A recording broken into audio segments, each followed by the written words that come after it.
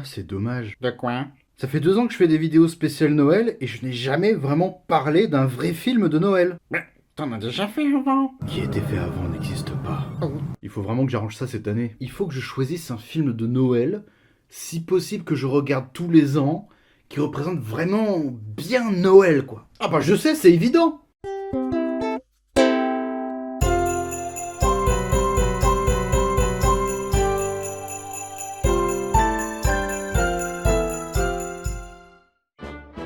Produit dans un contexte difficile, Le Noël de Mickey est un court-métrage de 26 minutes sorti en 1983. En effet, la société Disney est dans une très mauvaise posture et s'embourbe dans un projet coûteux, compliqué et que tout le monde en interne déteste. Taram et le chaudron magique. Suite à des conflits chez Disney, durant la production du film, Bernie Mattison claque la porte du projet. Persuadé que sa carrière est finie, il se confie à sa femme, Sylvia Fry, animatrice elle aussi. Elle lui propose d'écouter un CD. Préparez-vous, ça va être long. An adaptation of Dickens' Christmas Carol presented by the popular repertory company The Walt Disney Players. Sa femme lui propose d'en faire une adaptation animée. Bernie, conquis et plein d'énergie, propose le projet à Disney, qui accepte. Du coup, Bernie se retrouve dans son petit projet pépère, loin des tracas de Taram et le chaudron magique. Quelle bande de nuls! Après une jolie introduction qui nous met dans l'ambiance, on comprend en quelques secondes qu'Ebenezer Scrooge, joué par Picsou, est un fiefé gredin. Une balle pour les pauvres de la paroisse, pour les pauvres une balle. Un filou de la pire espèce. Mon associé Jacob Marley est mort, hélas, il y a déjà 7 ans. Il m'a légué par testament de quoi payer sa tombe, seulement moi j'ai fait jeter ses cendres à la mer. Un pitoyable individu. Mais que faites-vous avec ce boulet à la main? J'essayais de dégeler l'encre. Vous en avez déjà brûlé un la semaine dernière. Un immonde fils de pute. Scratchit, joué par Mickey, et son pauvre employé. Je vous donne 2 shillings par jour. Oh, 2 shillings et demi, monsieur. Mais vous avez eu une augmentation il y a 3 ans. Oui, quand vous m'avez confié votre linge à laver. Remettez-vous au travail, comme moi. Plus les 70% d'intérêt. Quel jeu prêté. Alors c'est assez casse-tête de vous convertir le shilling en euros, car c'est une vieille monnaie qui n'est plus en vigueur en Angleterre. Sur internet on peut trouver quelques informations, mais c'est sur le shilling actuel, qui est rattaché à d'autres pays. Donc c'est pas 100% la même chose, d'après ce que j'ai trouvé.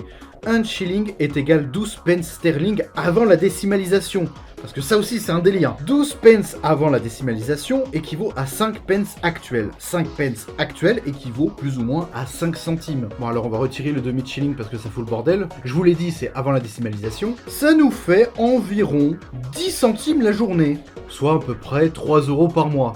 Ça fait pas beaucoup. Alors à votre avis, combien de fois on peut faire tenir le salaire annuel de Scratchit dans ce sac ou dans ce tas de pièces? Le pire dans cette situation, c'est que si on demande à Scrooge et sa montagne de pièces d'or d'augmenter Scratchit, c'est lui qui va dire « Mais non, je vais pas pouvoir faire plus, sinon je vais devoir sauter des repas. Mais regardez-le, il est content, il est fier de faire son travail. Je me fais déjà étrangler par les taxes. Scratchit est libre de se trouver un deuxième travail s'il veut, entre 19h et 7h, quand il ne travaille pas pour moi. Par contre, s'il fait mal le boulot pour lequel je le paye une fortune, j'envoie la police !» Scrooge est avare et méchant comme tout. Donald, enfin plutôt Fred, le neveu d'Ebenezer, ose venir avec sa joie de vivre dans le bureau de son oncle.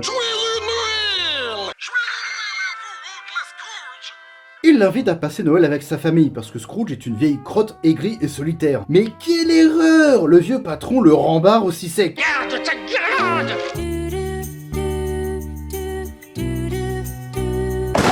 Sors d'ici, alors. Puis c'est au tour des 2 collecteurs de fonds de faire leur entrée. Leur but est de collecter de l'argent pour les pauvres. Pour les plus jeunes d'entre vous, c'est un petit peu comme le Z-Event, sauf que là, Zerator il débarque chez toi pour te demander de l'argent. 13 millions d'euros! Failli m'évanouir en criant. Mais en bon connard, Scrooge fait une partie de claquette et vire les 2 hommes avec le sourire. Si je donne une obole pour les pauvres, ils ne seront plus pauvres, y avez-vous songé? Et si vous cessez d'avoir à faire la quête pour eux, vous vous retrouverez tous deux chômeurs. Non, monsieur, ah non, pas question que moi, je vous condamne au chômage au soir de Noël. Tenez, allez donc donner ça aux pauvres. Un bon entendeur. Les pauvres, j'en ai déjà un dans ma boutique. Allez, ouf! Dans d'autres versions, Scrooge lance une réplique plus vénère. S'ils ne peuvent aller en prison ou dans les hospices, les pauvres devraient mourir et réduire la surpopulation. Voilà! Une fois rentré seul dans son immense demeure vide, mec, pourquoi t'es riche? Scrooge reçoit une visite inattendue. Il s'agit de feu son associé, Jacob Marley, sous les traits de Dingo. La séquence est vraiment particulière, sombre et lugubre, jusqu'à ce que Marley désamorce la situation. L'ex-associé vient prévenir Ebenezer. S'il continue à agir comme il le faisait ensemble, il finira enchaîné sur Terre pour l'éternité, tout comme lui. Il lui annonce que dans la nuit, 3 esprits vont venir lui rendre visite, afin de lui faire prendre conscience d'à quel point c'est une merde. Ah ouais, je les connais bien ces 3 esprits, c'est tequila, vodka et rhum. Putain, je suis une grosse merde en fait. On sent que le côté dingo de Marley est exagéré, parce que ce gag ne marche pas pour un fantôme qui traverse les murs.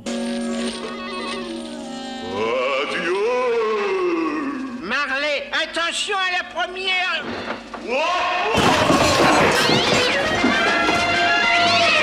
Marche.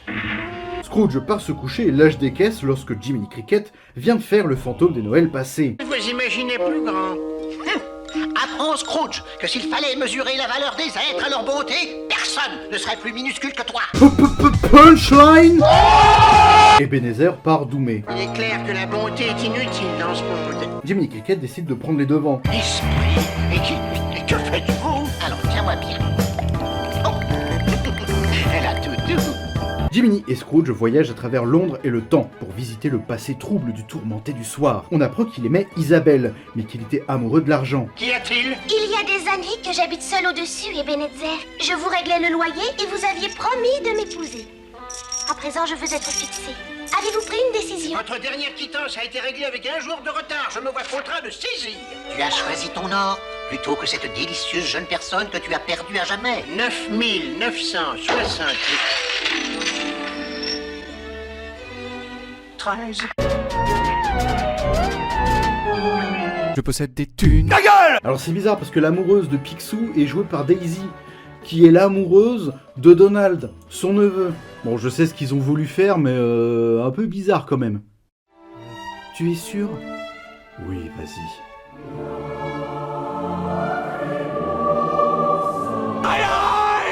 Scrooge veut fuir ce souvenir. C'est la version hardcore du vieux post Facebook que tu revois 10 ans plus tard. Là, c'est pire.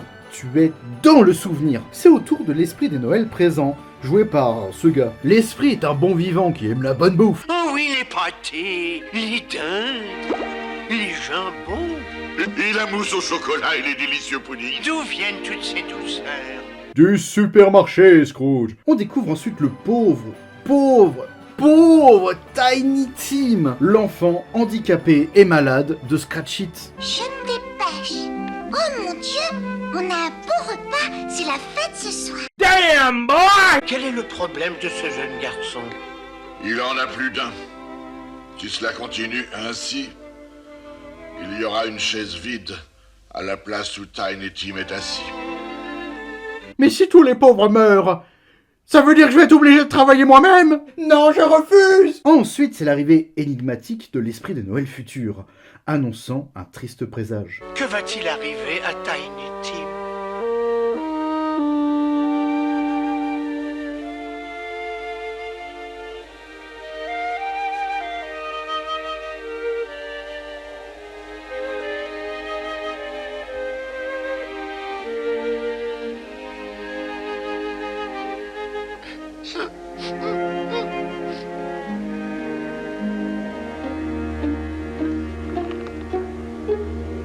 Esprit, dites, à qui est destinée cette tombe? Il sera l'homme le plus riche de tout le cimetière.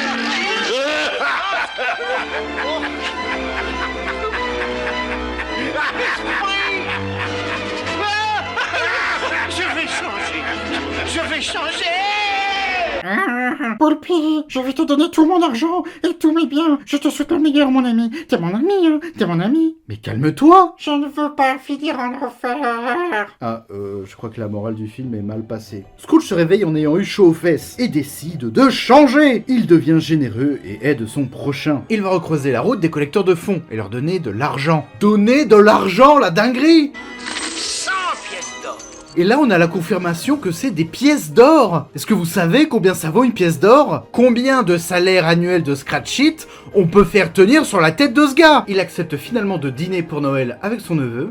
J'ai pour règle d'être sois ponctuel. Tu peux enfourner ta dinde. D'habitude, je compte sur vous pour fourrer ma dinde. Il est devenu généreux peut-être, mais il troll, hein. Il se rend chez son employé pour l'engueuler devant sa famille, pour au final lui dire « Non, je déconne, tu as une promotion. Tu es content? Tu vas passer plus de temps avec ton patron toxique qui voit tes esprits. J'espère que tu aimes les burn-out. » Ce vieil homme inconnu prend des enfants dans ses bras et le film se termine. Non, parce que là, on est d'accord, pour Tiny Tim, c'est personne ce gars, hein.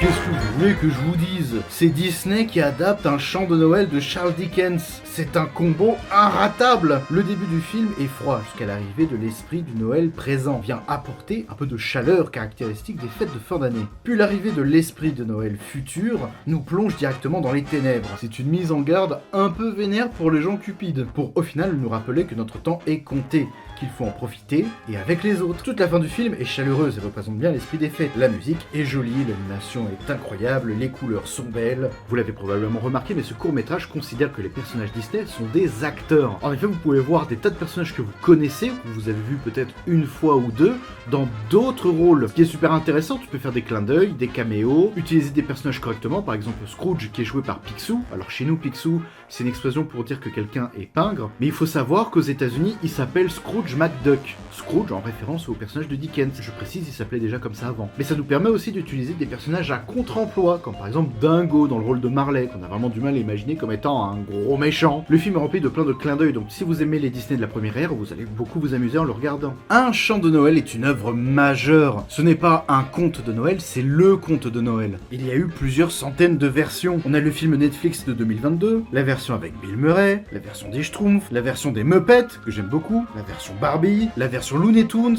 la version Charlie, la version Doctor Who, que j'aime énormément. Et c'est pas la dernière fois que Disney va adapter cette histoire, car en 2009, Robert Zemeckis va nous sortir le drôle de Noël de Scrooge. Film qui n'est pas du tout drôle d'ailleurs.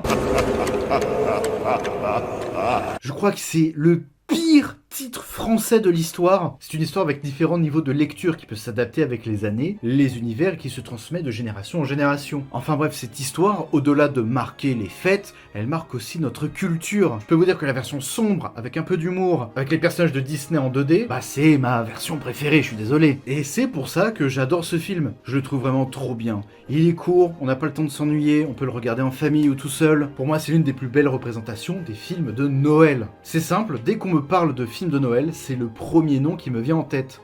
Avec Super Noël. Mais mes vidéos sur Super Noël n'existent pas. Il y a une histoire dans l'histoire. En effet, la plupart des noms que vous allez voir dans le générique sont ceux des gens qui vont sauver la firme aux grandes oreilles plus tard. Taram et le chaudron magique va sortir et ça va être un gros gouffre financier pour Disney. À partir de là, tous les films que vous avez aimés dans les années 90-2000 ont dans leur équipe des gens qui étaient là, dans ce court-métrage. On présente le renouveau de Disney à cette époque. Et je vous invite à regarder la vidéo de Mea, qui est complémentaire à celle-ci en réalité, pour comprendre un peu plus le sujet. Elle va plus s'attarder sur la production du film. Moi, je me suis un peu plus attardé sur l'histoire du film, mais elle va s'attarder à l'histoire de la production. Et au passage, je vous invite aussi à regarder la vidéo sur Taram et le chaudron magique.